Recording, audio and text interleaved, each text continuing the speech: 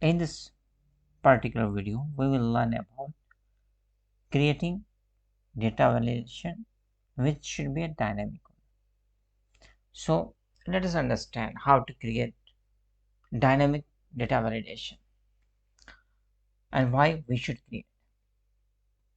So in the first example, we saw that how to create data validation. So now you can see there are 5 values available.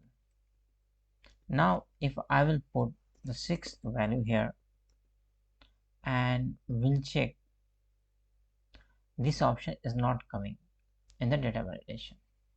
So this is a very worrisome thing that we need to change the list, means the range, every time whenever there is a value got added.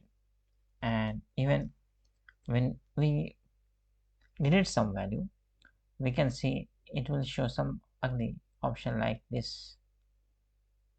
So to create and to decrease, we can use an option which we already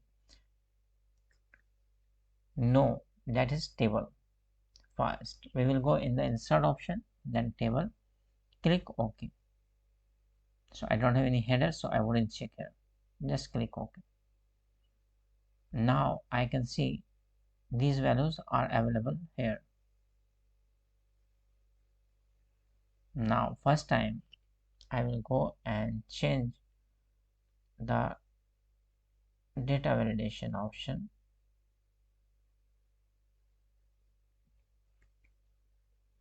So let's suppose this is my original option and I got this option. Now let's suppose, you can see the maximum value is India, the last one value. Now let's suppose that I put some other country like China, and now if I can see here, China automatically gets in. So this is how dynamic data validation can be created. It is very useful.